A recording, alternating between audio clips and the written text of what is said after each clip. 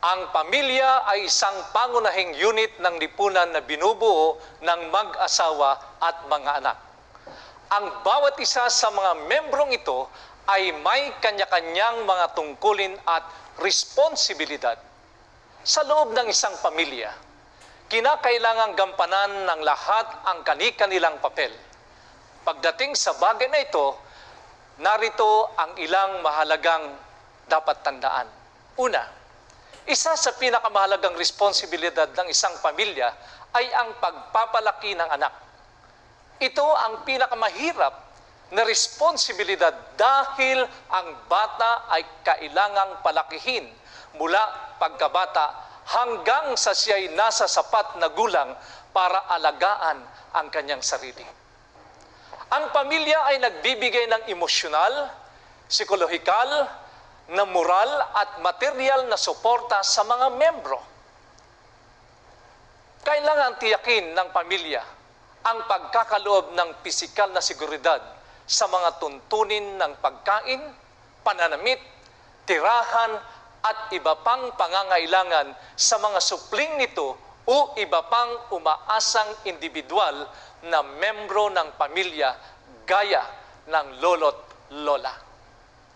Gayunman, mahalaga ang pagtatalaga ng matiyak na tungkulin sa bawat membro ng pamilya.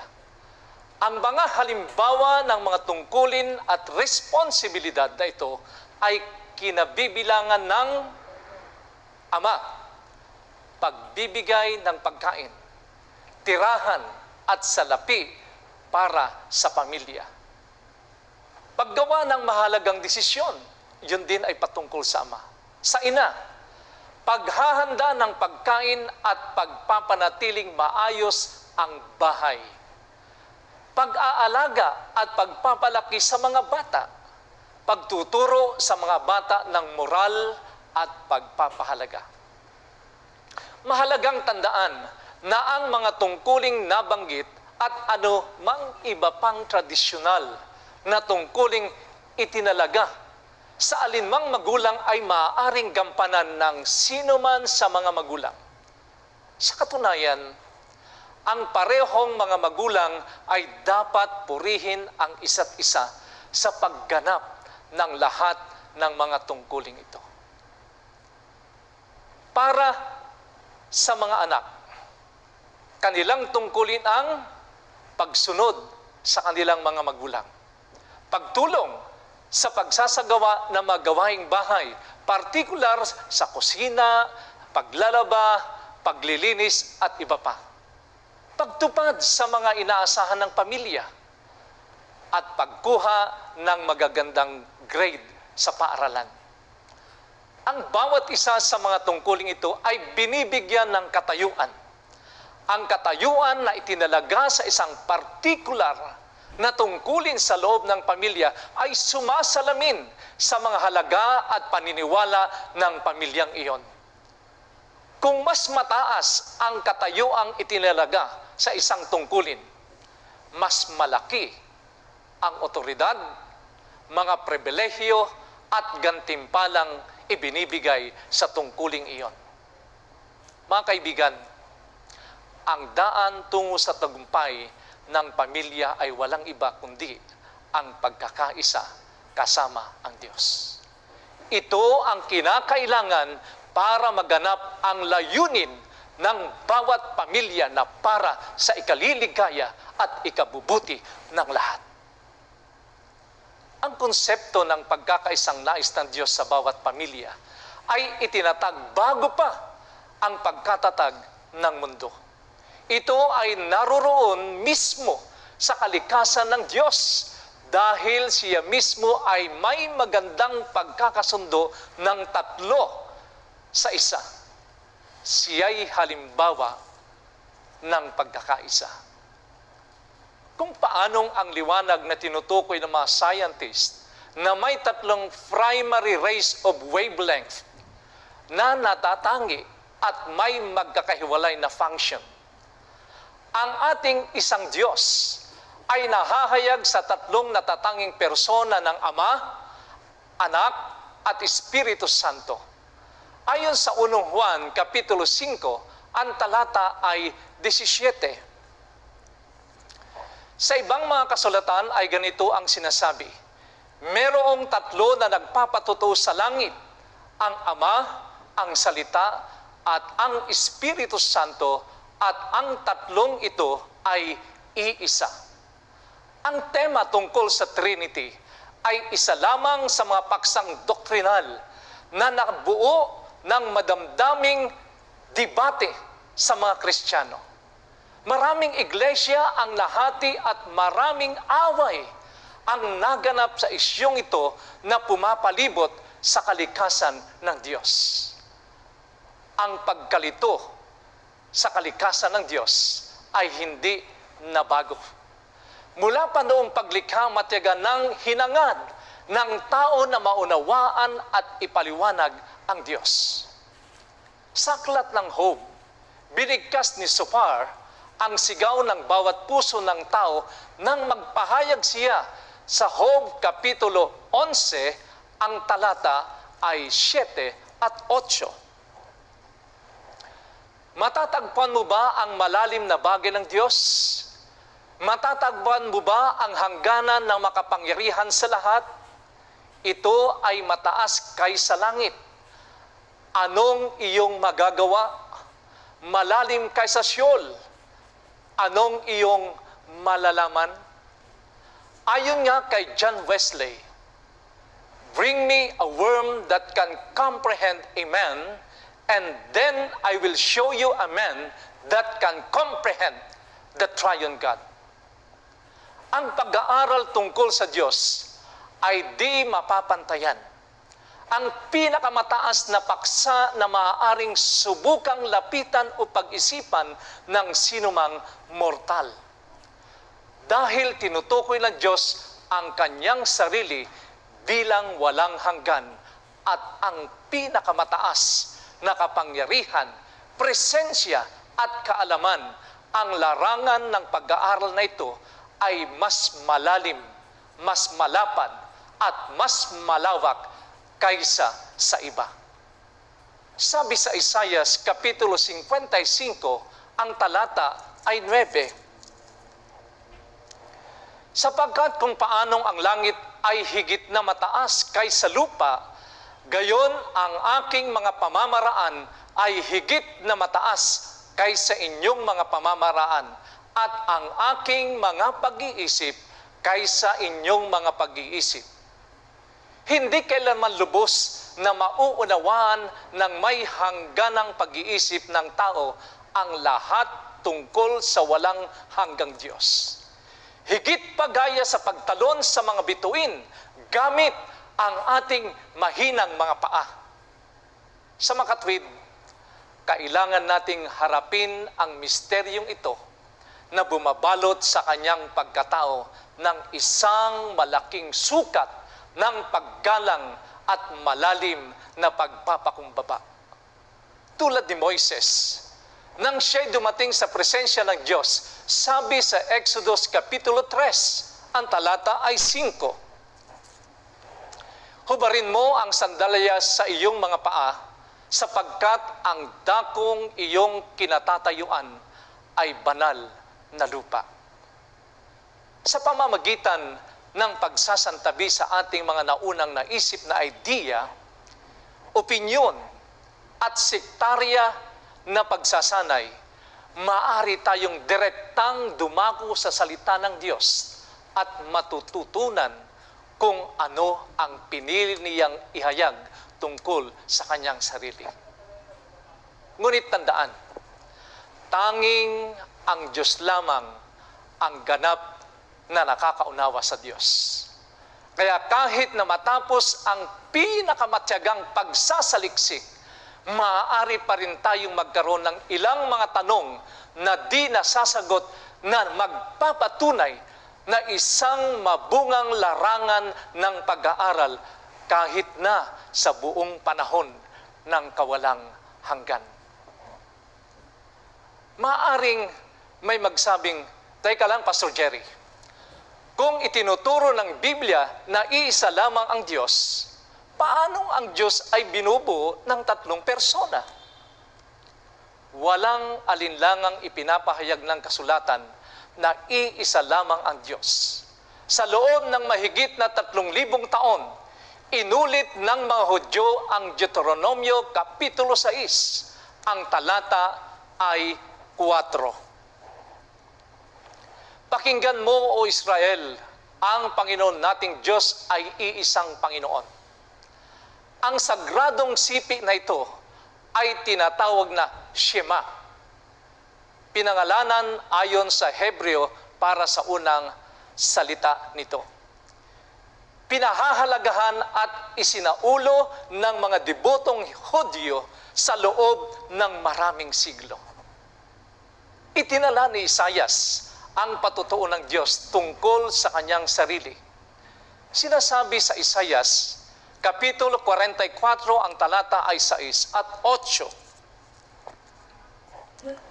Ganito ang sabi ng Panginoon, ang hari ng Israel at ng kanyang manunubos na Panginoon ng mga hukbo. Ako ang una at ang huli. Liban sa akin ay walang Diyos. Kayo'y huwag matakot o mangilabot man, hindi ko ba ipinahayag sa iyo ng una at sinabi iyon? At kayo ang aking mga saksi. May Diyos ba liban sa akin? Oo, walang malaking bato. Ako'y walang nakikilalang iba. Itinuturo din ni Jesus sa Juan Kapitulo 17, ang talata ay 3. Ang tungkol sa isang Diyos na tunay. At isinulat ni Pablo sa unang Timoteo, Kapitulo 2, ang talata ay 5, na may isang Diyos. Bagamat ang karamihan sa mga mananampalataya ay sumasang-ayon sa pangunahing katotohanan ito, ang isang mainit na debate sa mas malalim na implikasyon nito ay sumiklab sa buong kasaysayan ng Iglesia. Nangangahulugan ba ito na merong isang personang may 3 magkakaibang titulo? O may 3 magkakahiwalay na persona na misteryong nag-morph sa nilalang? Si Jesus ba ay isang mabuting tao lamang, isang nilikha para tubusin tayo, ang Ama lamang ang Diyos? Ang iba naman ay naniniwalang ang Ama at ang Anak ay tunay na Diyos. Ngunit, ang banal na Espiritu ay ang puwersa lamang na gumagawa ng kanilang utos. Ang bawat isa sa mga magkasalungat na ideyang ito ay umakit sa mga tapat na tagasunod nito. Suriin natin ang batayan ng mga pananaw na ito at ihambing ang mga ito sa Biblia. Noong ika-3 siglo, itinuro ni Sibelius, isang paring Libyan na naninirahan sa Roma, na ang Diyos ay iisang persona na may iba't ibang titulo. Ito'y kilala bilang modalism. Sa ganitong paraan, ang Ama, ang Anak, at ang banal na Espiritu ay kumakatawan sa iba't ibang mga sombrero o titulo na isinusuot ng Diyos. Depende sa kung paano niya gustong makipag-usap sa tao sa panahong iyon. Ito'y katulad ng tubig na maaaring magkaroon ng anyo ng solid, liquid, o gas. Gayunman, hindi sila 3 papel na ginagampanan ng isang persona. Kinilala ng Iglesia ang mga ideya ni Sibelius bilang salungat sa turo ng Biblia at agad siyang itiniwalag. Ngunit meron pa rin siyang mga tagasunod ngayon na karaniwang kilala bilang doktrinang oneness o Jesus only. Sinasabi ng katuruan ng Jesus only na si Jesucristo ay hindi lamang ang Anak, kundi ang Ama at ang Espiritu Santo. Ang sipi sa Isaias, Kapitulo 9, talata 6, kung saan tinawag ang Mesyas o o ang ipinangakong anak na ang walang hanggang Ama. Ang ginamit para magbigay ng biblical na suporta sa paniniwalang ito. Ang doktrina ng oneness, gayunman, ay nakaligtaan ang katotohanan na ang anak ay naparito sa lupa para ihayag ang tunay na katangian ng Diyos Ama sa isang mundong nangangapa sa espiritual na pagkabulag. Nanalangin si Jesus sa kanyang ama sa Getsemani. Sa Juan Kapitulo 17, ang talata ay 5 at 6. At ngayon, Ama, luwalhatiin mo ako sa iyong harapan ng kalwalatiang aking tinaglay sa harapan mo bago nagkaroon ng sanglibutan. Ipinahayag ko ang iyong pangalan sa mga taong ibinigay mo sa akin mula sa sanlibutan. Si Jesus lamang ang tanging makapaghahayag ng Ama dahil siya ang malinaw na larawan ng Ama. Ito ay makikita natin sa mga referensyang mula sa Lucas Kapitulo 10, ang talata ay 22, at Hebreo Kapitulo 1, ang talata ay 3. Kaya nang tanungin ng mga alagad si Kristo kung ano ang Ama, masasabi niya sa Juan Kapitulo 14, ang talata ay 9. Ang nakakita sa akin ay nakakita sa Ama. Si Jesus ay lubos na sumasalamin sa katangian ng Ama na siya'y ganap na sumasalamin sa Kanya. Kaya may titulong ang walang hanggang Ama. Ang isa pang dahilan kung bakit tinawag si Jesus na walang hanggang Ama ay dahil ang mundong ito at ang lahat ng naririto ay nilikha sa pamamagitan ni Kristo. Kaya sa tunay na diwa, si Jesus ang Ama natin. Ito ay mababasa rin natin sa Hebreo Kapitulo 1, ang talata ay 2, at Juan Kapitulo 1, ang talata ay 3. Sa Isaias Kapitulo 9, talatang 6 lamang ang tanging bumabanggit sa Biblia kung saan si Jesus ay tinatawag na Ama. Tandaang tinatawag din si Jesus ang kanyang sarili na anak ng tao, ating kapatid, ating pastol, ating kaibigan, at ating pari. Ang magtayo ng doktrina gamit ang isang talata sa kasulatan ay kasing hangal ng pagtatayo ng bahay sa ibabaw ng iisang nakatayong poste. Pisikal na pinaghihiwalay ng Biblia ang Ama at ang Anak ng paulit-ulit. Habang si Kristo ay nasa lupa, tinukoy niya ang kanyang Ama sa langit. Sinabi niya sa Mateo Kapitulo 10, talatang 32. Kaya't ang bawat kumikilala sa akin sa harapan ng mga tao ay kikilalanin ko rin sa harapan ng aking Ama na nasa langit. Palagi niyang itinuturo ang kanyang mga panalangin sa langit sa Ama at sinabing ang Ama ay may sariling kalooban. Sa Lucas Kapitulo 22, talatang 42, Ama, kung ibig mo, ilayo mo sa akin ang kopang ito. Gayon may huwag ang kalooban ko ang mangyari, kundi ang sa iyo. Ganito rin ang kanyang sinabi sa Lucas Kapitulo 23, talatang 46. Ama, sa mga kamay mo ay inihahabilin ko ang aking espiritu. At pagkatapos niyang mamatay at muling mabuhay, ayon sa Roma Kapitulo 8, talatang 34, siya'y umakyat sa kanan ng Diyos. Ito'y nagpapahiwatig na ang Ama ay may hiwalay na presensya. Sa katunayan, sinabi ni Jesus na hindi siya ang Ama ng higit sa 80 beses.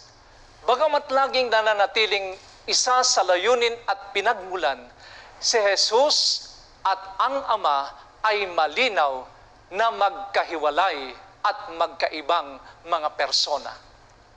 At higit sa isang pagkakataon, kinausap ng Ama si Jesus mula sa langit. Sa Mateo Kapitulo 3, ang talata ay 17, sinabi ng isang tinig mula sa langit, "Ito ang minamahal kong anak, sa kanya ako lubos na lululugot." Nangangahulugang si Jesus at ang Ama ay dalawang magkahiwalay na individual na persona. Isa pang grupo ay nagtatanong kung talagang taglay ni Jesus ang lahat ng katangian ng Diyos na walang hanggan. Nagmula ang mga ito kay Arius, isang paring Alexandrian noong ika-4 na siglo, na may ibang pananaw sa Diyos. Itinuro niya na bago gumawa ng anupaman, lilikha ng Diyos ang isang anak na hindi kapantay o kasing walang hanggan sa Ama. Ayon sa ideyang ito, na tinatawag na Arianism, si Jesucristo ay isang supernatural na nilalang. Ngunit siya ay hindi parehong ganap na tao o ganap na Diyos. Ang iba pa ay yumakap sa isang immature version ng doktrinang ito na pinanghahawakan na noong bukang liwayway ang Diyos Ama ay may ilang anyo ng cosmic intimate na ugnayan sa banal na Espiritu at si Jesus ang produkto. Pinangangatwiranan ng paniniwalang ito, paano pa siya matatawag na anak? Gayunpaman, ang mga konseptong ito ay ganap na salungat sa turo ng bagong tipan, kung saan ipinahayag ni Jesus bilang walang hanggang manlilikha at hindi isang nilikha, na ito'y makikita sa Juan Kapitulo 1, ang talata ay 1 hanggang 4.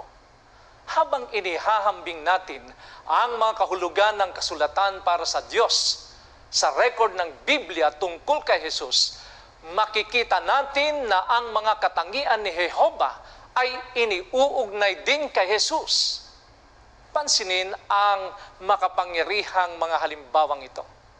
Siya'y self-existent. Juan Kapitulo 1, ang talata ay 1 hanggang 4, Kapitulo 4, talatang 6. Tanging Diyos lang ang self-existent ayon sa awit 90, talatang 2. Tinutukoy ni Jesus ang kanyang sarili bilang walang hanggan. Sinabi niya sa Apokalipsis, Kapitulo 1, ang talata ay 8,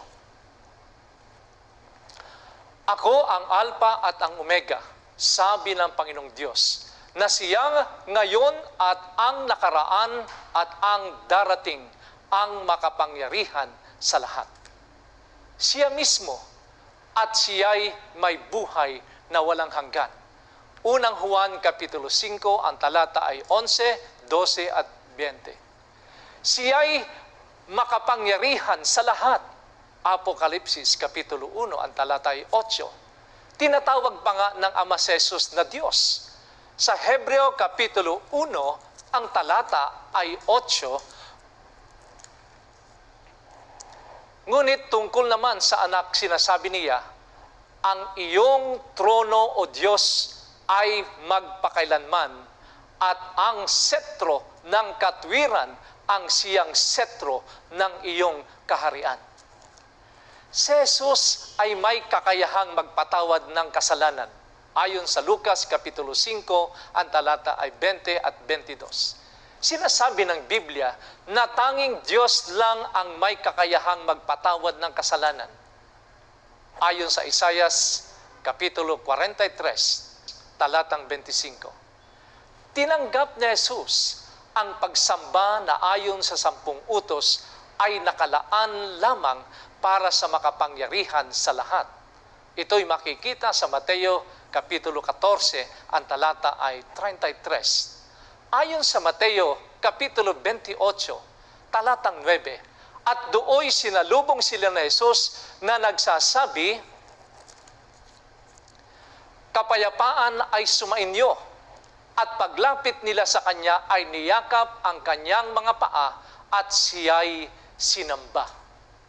Nang makita ang muling nabuhay na tagapagligtas, ang nagbalik loob na nag-aalinlangan na si Tomas ay umamin sa Juan Kapitulo 20, ang talata ay 26 hanggang 29. "Panginoon ko at Diyos," itinuturo din ng banal na kasulatan na ang Diyos lamang ang nakakaalam ng mga iniisip ng puso ng isang tao. Ayon sa Unang Hari, Kapitulo 8, talatang 39. Ngunit patuloy na nalalaman ni Jesus kung ano ang iniisip ng mga tao. Sabi sa Juan Kapitulo 2, ang talata ay 25, "Sapagkat alam niya ang isinasaloob ng tao." Binabanggit din sa Juan Kapitulo 1, ang talata ay 48. Tinanong siya ni Natanael, "Paano mo ako nakilala?" Si Jesus ay sumagot, "Bago ka tinawag ni Felipe, nang ikaw ay nasa ilalim ng puno ng igos, ay nakita kita." Sa pamamagitan ng Espiritu, si Jesus ay nasa lahat ng dako. Sabi sa Mateo Kapitulo 28, ang talata ay 20, "Ako'y kasama ninyong palagi hanggang sa katapusan ng panahon." Wika rin sa mga Gawa Kapitulo 18, ang talata ay 10, "Sapagkat ako'y kasama mo at walang taong gagalaw sa iyo upang saktan ka, sapagkat marami akong tao sa lungsod na ito." Siya'y may kapangyarihang magbigay ng buhay at muling binuhay ang kanyang sarili. Ang tala sa Juan Kapitulo 10, versikulo 18, "Walang nag-aalis nito sa akin, kundi kusa kong ibinigay.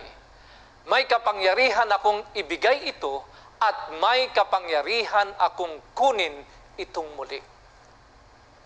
Tinanggap ko ang utos na ito mula sa aking Ama." Sabi rin niya sa Juan Kapitulo 11, talatang 25, "Ako ang muling pagkabuhay at ang buhay. Ang sumasampalataya sa akin, bagamat siya'y mamatay, ay mabubuhay." Sa makatwid, sa pamamagitan ng pagsasaalang-alang sa mga pangunahing kahulugan ng Diyos at pagkakita na si Jesus ay umaangkop sa bawat isa sa mga kahulugan iyon, malinaw naman na si Jesus ay walang hanggang Diyos. Maging ang mga kaaway ni Jesus ay naunawaan at kinilala ang kanyang pag-aangkin ng pagkakapantay-pantay sa Amang Diyos. Nang buong tapang niyang ipahayag na ako at ang Ama ay iisa, ang mga Hudyo ay nagalit at naghangad na ipapatay siya. Nanawaan nila ng walang pag-aalinlangan na si Jesus ay nag-aangkin na siya mismo ang Diyos. Ayon sa Juan Kapitulo 10, ang talata ay 30 at 33. "Ako at ang Ama ay iisa." Sumagot sa kanya ang mga Hudyo, "Hindi dahil sa mabuting gawa ka namin babatuhin, kundi dahil sa paglapastangan, sapagkat ikaw na isang tao ay nag-aangkin na Diyos." Tinangka pa nga ng mga Hudyo na batuhin si Kristo nang tanggapin niya ang sarili nitong titulo ni Jehovah na ginamit sa nasusunog na palumpong. Sinabi ni Jesus sa kanila sa Juan Kapitulo 8, talatang 58, at 59, katotohanang sinasabi ko sa inyo, bago pa man si Abraham, ay ako nga. Kaya't sila'y dumampot ng mga bato upang ibato sa kanya, subalit nagtago si Jesus at lumabas sa templo. Naunawaan ng mga Hudyo na inangkin ni Jesus ang pagkakapantay-pantay sa Diyos nang sabihin niya sa Juan Kapitulo 5, talatang 17 at 18, hanggang ngayon patuloy sa paggawa ang aking Ama, at ako'y patuloy rin sa paggawa. Dahil dito ay lalong pinagsikapan ng mga Hudyo na siya'y patayin, kundi tinatawag din na kanyang sariling Ama ang Diyos at ginagawa ang sarili niya na kapantay ng Diyos. Meron lang 3 konklusyon na maaring makuha sa pagbabasa ng mga isipang ito. Una, si Jesus ay nabaliw nang gawin niya ang mga mapangahas na pahayag na ito. Pangalawa, siya'y isang sinungaling. Ang mga ito'y hindi katanggap-tanggap na mga opsyon. Ang pangatlong posibilidad ay binibigkas niya'y katotohanan. Para sa isang Kristiyanong tumanggap ng kapalit na kamatayan ni Kristo sa krus, ang ikatlong opsyon ay ang tanging mapagkakatiwalaan. Kung hindi, ang isang sinungaling umay maling akalang tao ay hindi maaaring maging sapat na matuwid upang maging ating tagapagligtas. Marahil, ang pinakatinatanggap na Christian view sa Diyos ay kilala bilang Trinity o Trinidad. Inituturo ng tanyag na paniniwalang ito na ang Godhead ay binubuo ng 3 natatanging persona na magkasamang umiral mula sa nakaraan ng kawalang hanggan at pinangalan ng Ama, ang Anak na si Hesukristo, at ang Banal na Espiritu. Ang bawat isa ay nagtataglay ng orihinal, dalisay, at hindi hiniram na buhay. Lahat sila'y pantay na Diyos at iisa ang kalikasan, katangian at layunin. Hindi sila 3 Diyos, kundi isang Diyos sa kombinasyon ng 3 natatanging persona. Ang ilan ay isinasangkot ang Trinitarianism bilang maling pananampalataya dahil inaangkin nilang ang suwail ng medieval church ang salarin sa unang pagpapakilala nito. Sa katunayan, upang ilayo ang kanilang sarili sa katolikong bersyon ng Trinidad, maraming pinunong protestante mula noong ika-19 na siglo ang mas pinili, ang mas biblical na terminong Godhead kapag tinutukoy ang triune na Diyos.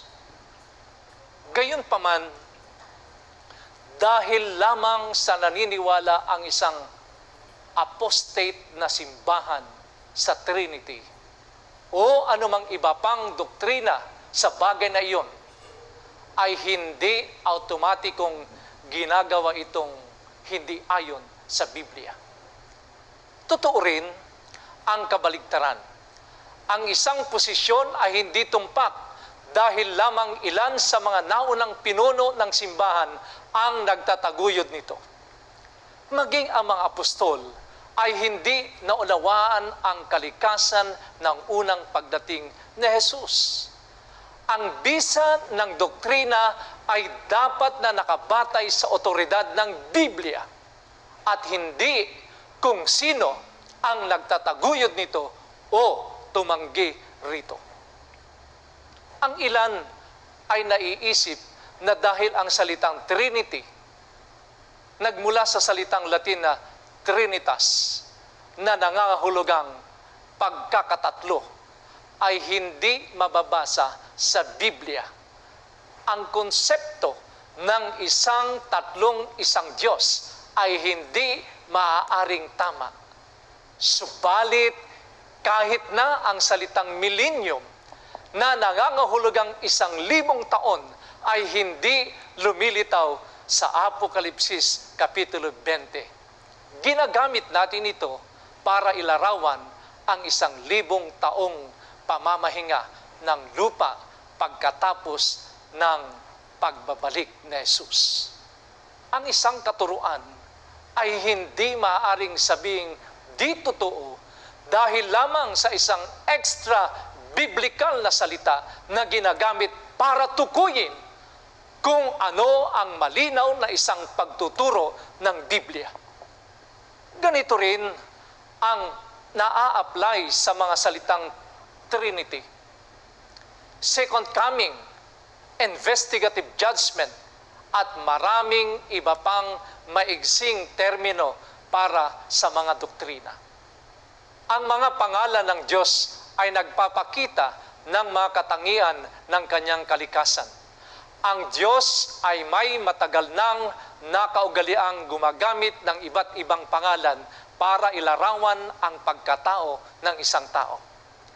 Nakuha ni Jacob ang kanyang pangalan na nangangahulugang swindler nang magsagawa siya ng panlilinlang para nakawin ang pagpapala ng kanyang ama mula sa kanyang kapatid na si Esau. Sa kanyang pagbabalik loob, nakipagbuno si Jacob sa anghel at iginiit ang pagpapala ng Diyos. Pagkatapos ng kanyang pangalan ay pinalitan ng Israel na ang ibig sabihin ay isang prinsipeng kasama ang Diyos.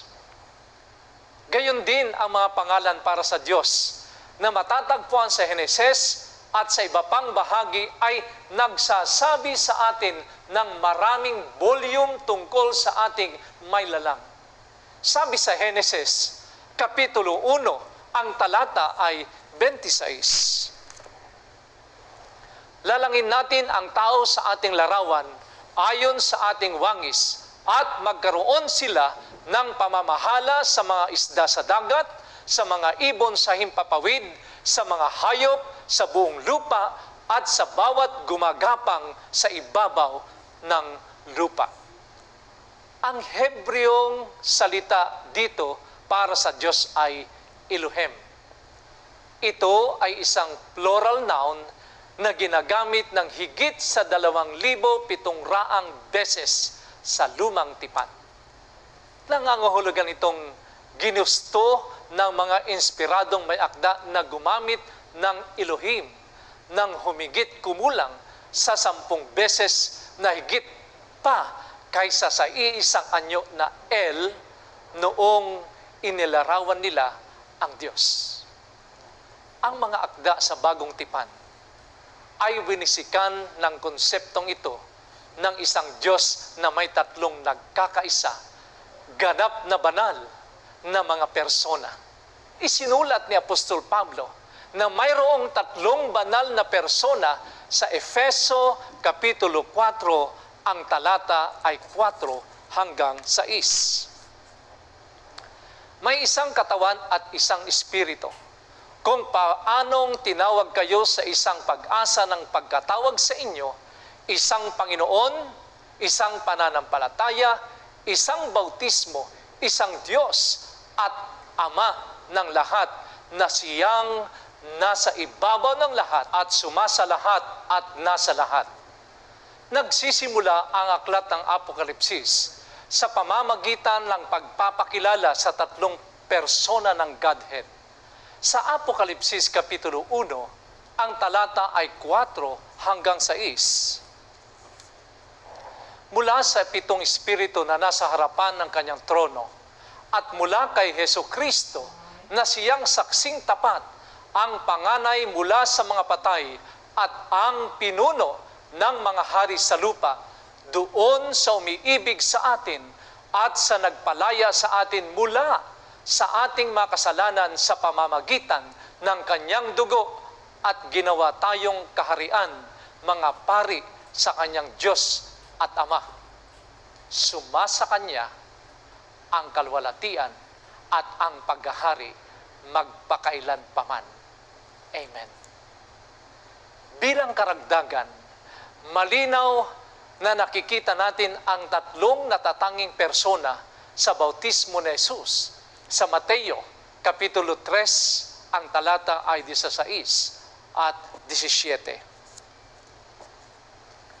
Nang mabautismuhan si Jesus, kaagad siyang umahon sa tubig at nabuksan sa kanya ang kalangitan at nakita niya ang Espiritu ng Diyos na bumababang tulad sa isang kalapati at lumalapag sa kanya. Sinabi ng isang tinig mula sa langit, "Ito ang minamahal kong anak, sa kanya ako lubos na nalulugod." Kung si Jesus ang tanging persona sa Godhead, saan nanggaling ang tinig na nagpahayag, "Ito ang minamahal kong anak"? Ginawa ba niya ang kanyang sarili sa isang tinig mula sa langit? Ang kalapati na umalingaw-ngaw pababa sa langitan at ang kanyang katawan sa pampang ng ilog? Hindi. Ito'y hindi lamang isang matalinong gawa ng banal na usok at mga salamin. Ngunit sa halip ay isang regal reunion na nagbubunyag ng katotohanan ng Trinity. At higit pa rito, ito'y sa pamamagitan ng ibinabahaging otoridad ng tatlong personang ito na tayo'y inatasang magbinyag. Sabi sa Mateo Kapitulo 28, ang talata ay 19. "Kaya't sa paghayo ninyo, gawin ninyong alagad ang lahat ng mga bansa. Bautismuhan ninyo sila sa pangalan ng Ama at ng Anak at ng Espiritu Santo." Karamihan sa kalituhan tungkol sa bilang ng mga nilalang na bumubuo sa Godhead ay nagmumula sa isang simpleng hindi pagkakaunawaan ng salitang isa. Sa madaling salita, ang isa sa Biblia ay hindi palaging nangangahulugang bilang ng numero. Depende sa kasulatan.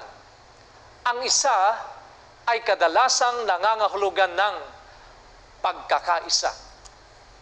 Nakikita natin ang prinsipyong ito na itinatatag ng maaga sa banal na kasulatan sa Henesis Kapitulo 2, talatang 24.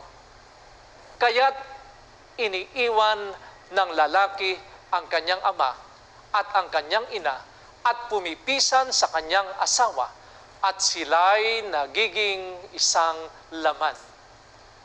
Ang isang laman dito ay hindi nangangahulugan na ang mag-asawa ay natutunaw sa isang tao pagkatapos ng kanilang kasal. Bagkus sila'y dapat na magkaisa sa isang pamilya. Nananalangin si Jesus na maging isa ang mga apostol, na sinasabi sa Juan Kapitulo 17, versikulo 22 at 23. "At ang kalwalatiang ibinigay mo sa akin ay ibinigay ko sa kanila upang sila'y maging isa na gaya naman natin na iisa.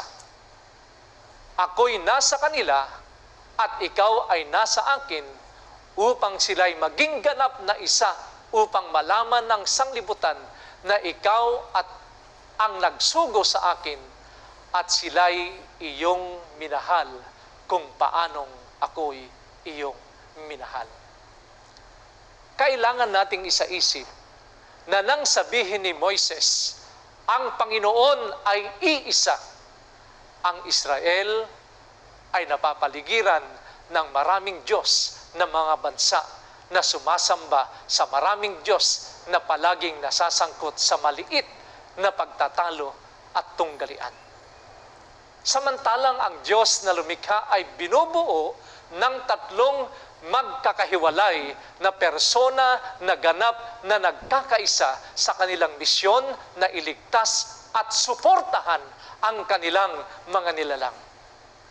Habang isinasagawa ng Espiritu ang kalooban ng Ama at ng Anak, ito rin ay kanyang kalooban.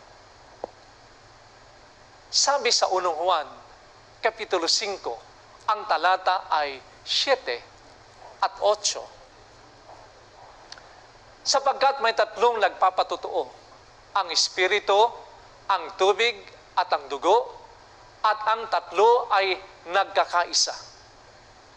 Totoo, ito'y isang pagsasanay sa utak para maunawaan na ang isang Diyos ay gayon din at pantay na sila.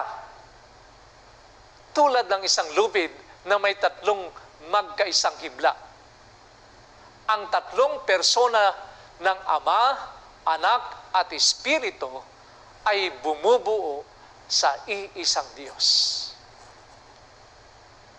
Isang pagkakamaling iwanan ang napakagandang paksang ito nang hindi tinutugunan ang karagdagang pagbaluktot sa pagtuturo ng Trinity. Ang isa pang klase ng tapat na mga Kristiyano ay naniniwalang habang ang Ama at ang Anak ay tunay na magkaibang mga persona, nakikita lamang nila ang banal na Espiritu bilang isang cosmic force o essence, isang impersonal na daluyan ng kapangyarihan o sasakyan para gawin ang utos ng Ama at Anak. Mapapahalagahan natin kung bakit tila ang banal na Espiritu ang pinakamahirap na ilarawan sa isip at tukuyin sa membro ng Godhead. Kung minsan, siya ay tinatawag na Holy Ghost na nag-iiwan sa mga tao ng isang tila nakakatakot na imahe. Inihahambing siya ng kasulatan sa lahat ng bagay mula sa hangin at apoy hanggang sa isang kalapati, tubig at maging isang defense attorney.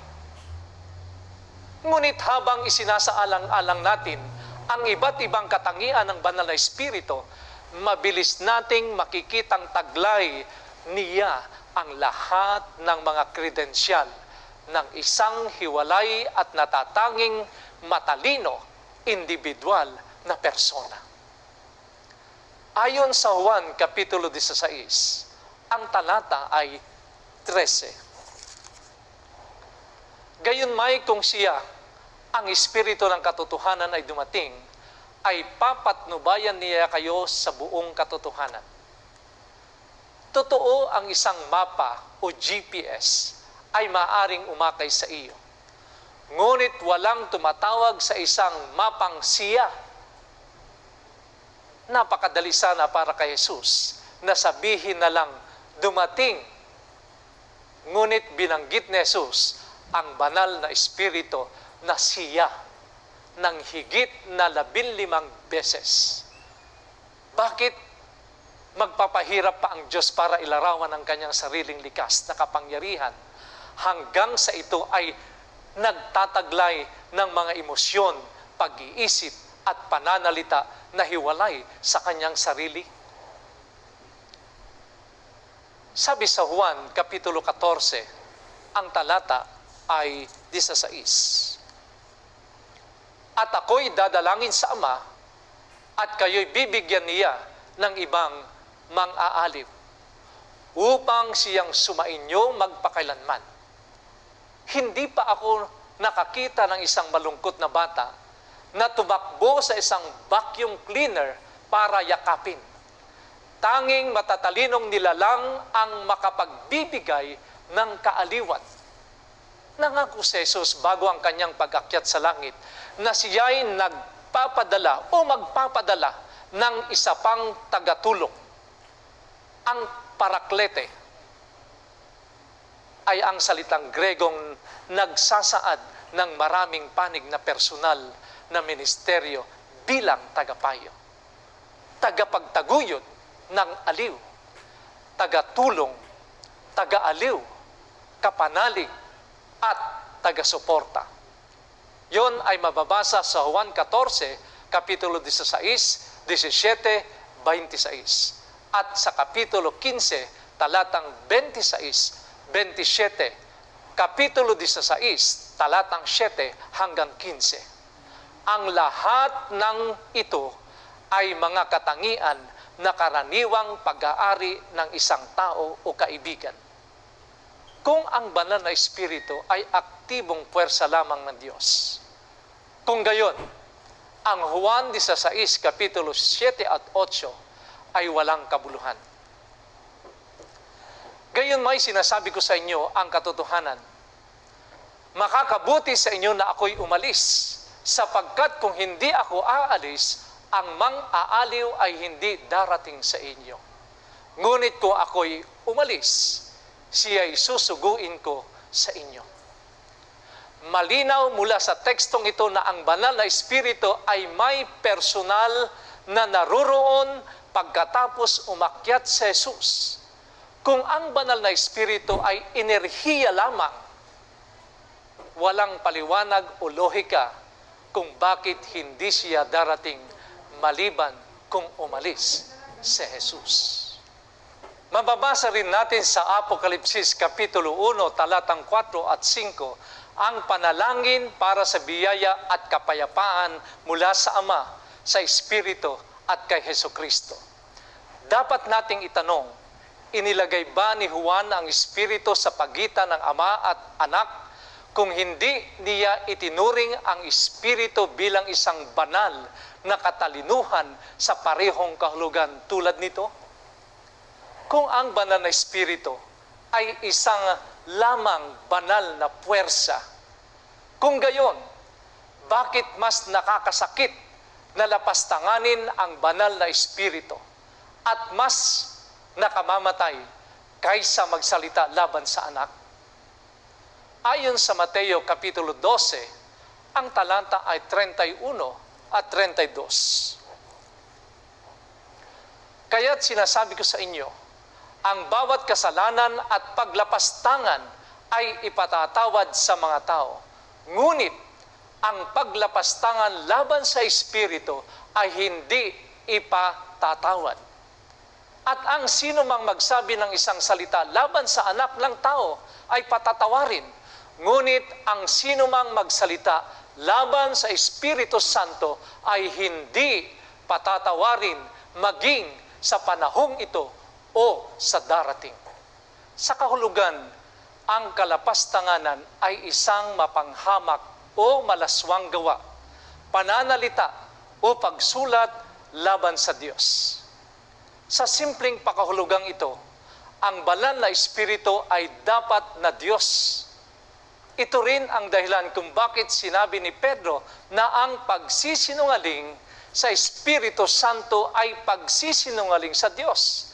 Sa mga Gawa, Kapitulo 5, talatang 3 at 4. Sa alinmang korte ng mundo, tanging mga buhay na nilalang ang matatawag na mga saksi.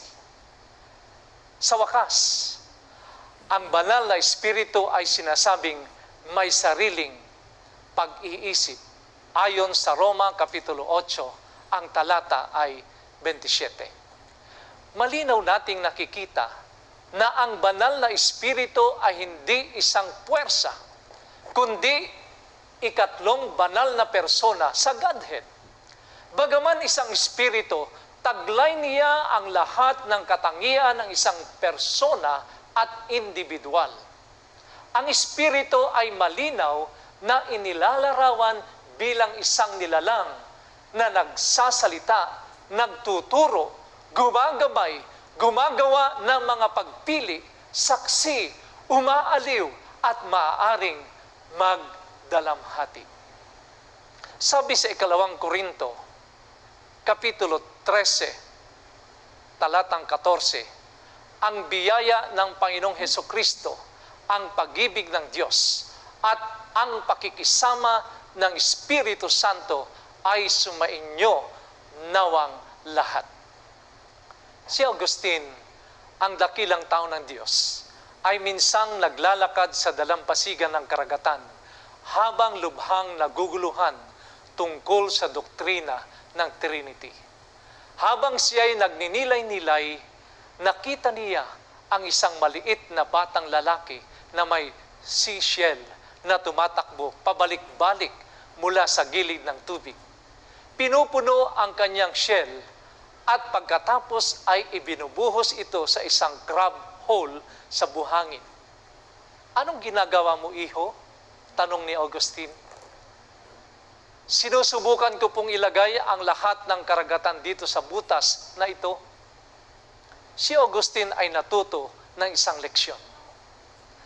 Sa kanyang patuloy na paglalakad, sinabi ni Augustine, iyan ang sinisikap kong gawin. Nakikita ko na ngayon, nakatayo sa baybayin ng panahon, sinusubukan kong ipasok ang mga bagay na walang katapusan sa maliit na may hangganang pag-iisip.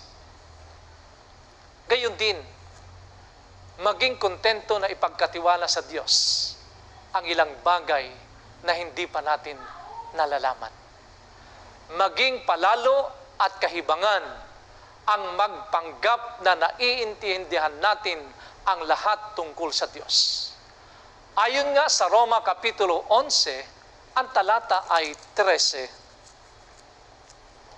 O ang kalaliman ng mga kayamanan ng karunungan at ng kaalaman ng Diyos, hindi masuri ang mga hatol niya at hindi masiyasat ang kanyang mga daan.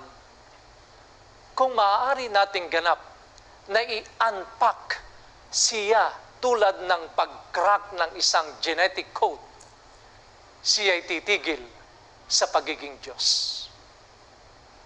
Gayunman, marami ang tungkol sa Diyos na inihayag para maging pagpapala sa ating pamilya. Sinabi sa Deuteronomio Kapitulo 29, ang talata ay 29. Ang mga bagay na lihim ay para sa Panginoon nating Diyos.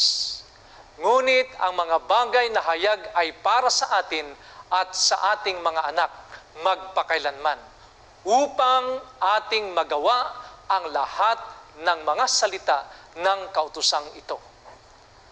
Ang ipinahayag ay ang katuroang ito ng Trinity ay mahalaga sa Diyos. Ang ministeryo ni Jesus ay parehong nagsisimula at nagtatapos sa pagbibigay diin sa tatlong persona sa Godhead.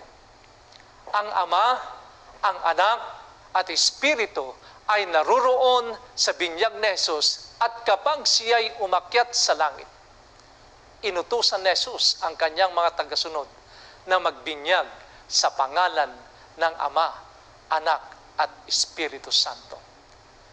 Ang patutuo ng banal na kasulatan ay nagpapahiwatig na ang Godhead ay hindi maaaring paghiwalayin sa tatlong Diyos o pagsamahin sa isang tao. Ang 3-in-1 na ito ay hindi lamang lumikha sa atin, ngunit nagpapahayag sa salita at gawa na mahal nila ang ating pamilya at gumawa ng kamanghamanghang plano para iligtas ang isang nawawalang mundo mula sa kasalanan upang maibalik tayo sa kanyang presensya sa paraiso. Nawa ay matanggap ng pamilya ng bawat isa sa atin ang sinabi sa 2 Korinto, Kapitulo 13, ang talata ay 14.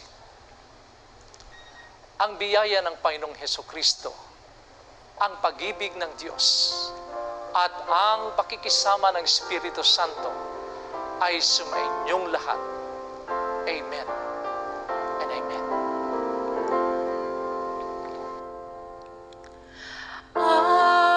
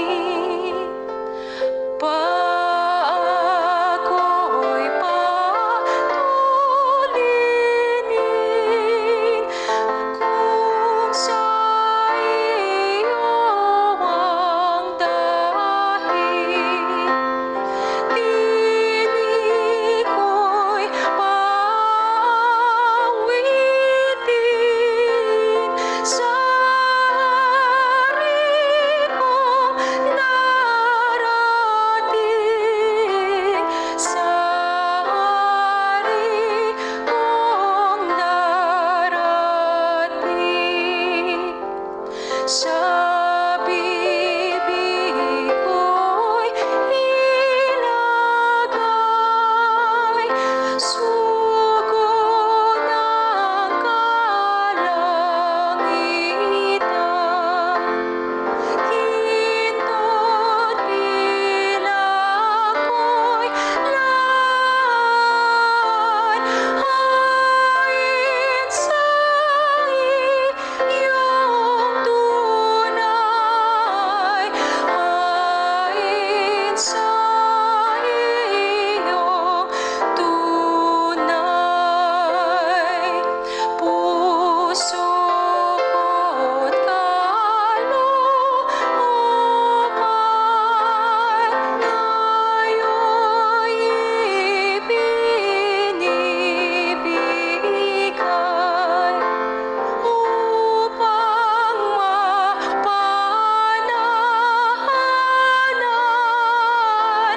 ng Espiritong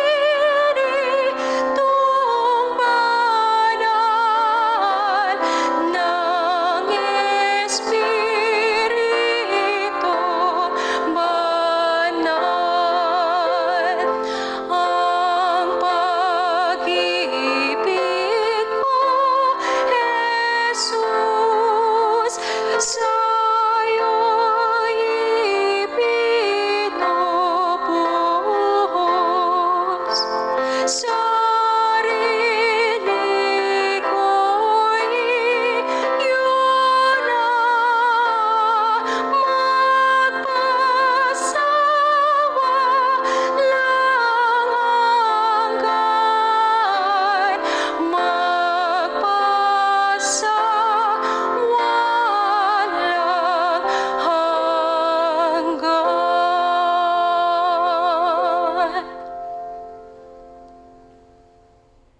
Kaibigan, ang tatlong persona na ating pinag-aralan, sila ang may panukala ng kaligtasan ng ating pamilya.